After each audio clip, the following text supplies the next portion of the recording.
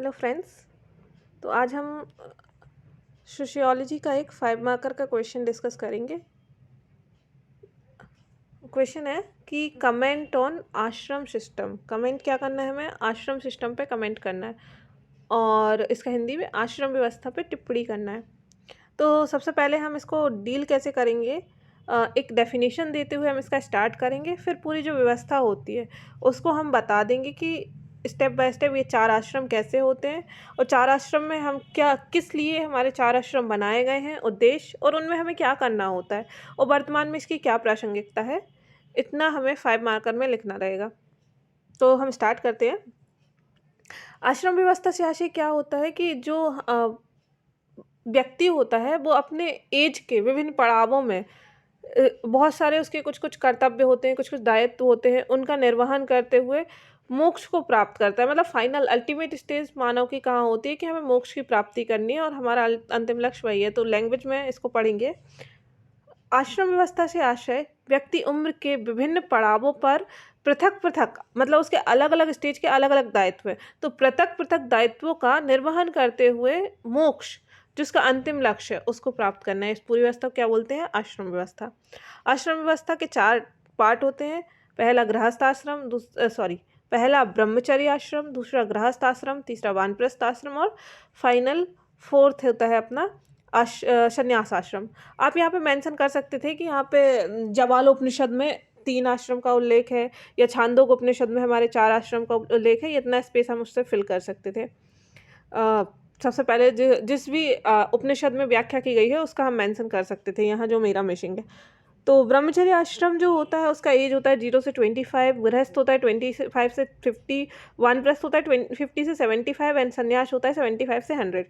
अब हमारा जो ब्रह्मचर्य आश्रम होता है उसका मेन एम क्या होता है? हम जो ब्रह्मचर्य स्टेज में किसी बच्चे क्यों रहते हैं, क्यों हमारे पहले संस्कार में ऐसे 4 स्टेजेस बनाए गए थे? तो सबसे मेन ब्रह्मचर्य का जो मोटो होता था, जो उद्देश्य होता था, वो होता था शारीरिक एवं मानसिक विकास करना किसी भी इंसान का। फिर उसके बाद जो उसका सेकंड, जब वो अपना गृहस्थ आश्रम में आफ्टर 25 ईयर्स प्रवेश करता था तो उसके इस आश्रम का उद्देश्य हो जाता था उसको अपने परिवार का विकास करना है। उसका विवाह होता था, विवाह संस्कार होता था, उसके बाद वो परिवार का विकास करता था। फिर वानप्रस्थ में जब वो आफ्टर 50 पहुंचता था तो उसका काम सिर्फ समाज का विकास करना रह जाता था और जब फाइनली अंतिम स्टेज में जब वो आश्रम व्यवस्था में पहुंच जाता था तो उसका काम क्या हो जाता था? उसको पूरे वर्ल्ड का विकास करना है, पूरे विश्व का विकास करना है। वो मोक्ष मार्ग की बातें करेगा, लोगों को ज्ञान की बातें बताएगा। वो वाला स्टेज था संन्यास आश्रम। सब घर का माया मोह त्याग के वो चला जाता था। इसके कार्य क्या होते हैं? ब्रह्मचर्य आश्रम में क्या काम करना रहता है? हमें खुद के विकास के लिए काम करना रहता है, अध्ययन करना रहता था आदि।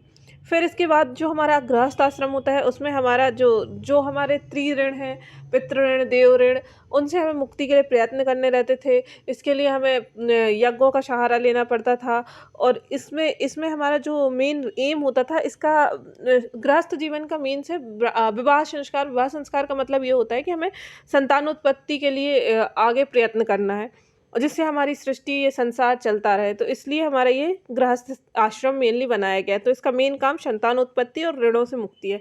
फिर इस मेन जो हमारा वानप्रस्थ आश्रम होता है, हमारा जो 50 के बाद वाला जो आश्रम होता है वानप्रस्थ आश्रम, उसका उद्देश्य क्या है कि वानप्रस्थ की स्टेज ऐसी होती है जिसमें आपको एकांत में जाके सिर्फ चिंतन करना है, मनन करना है, ध्यान करना है।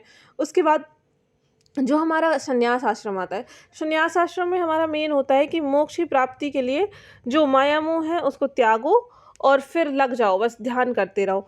तो ये सभी इंडिविजुअल आप 2-2 1-1 लाइन में उद्देश्य क्या है, कार्य क्या करते हैं इसमें, वो सब मेंशन कर देंगे। उसके बाद इसका क्या प्रासंगिकता है, क्यों हम अभी आश्रम व्यवस्था वर्तमान में किस प्रकार बेनिफिशियल हो सकती है, आप वो लिख सकते हो। तो आश्रम व्यवस्था नैतिक मानसिक विकास हेतु वर्तमान में भी प्रासंगिक है। तो ये 5 मार्कर था, इनफ है। इसके अलावा आप एक बस यही पॉइंट कंसीडर कर सकते हैं कि मेंशन कर सकते हैं कि जवालोपनिषद या छांदोग्योपनिषद में कहाँ पे आश्रम व्यवस्था स्टार्टिंग में मेंशन की गई थी। बाकी इट्स इनफ। और यदि आपको ये क्वेश्चन का आंसर अच्छा लगा हो तो please like, share, subscribe. Thank you.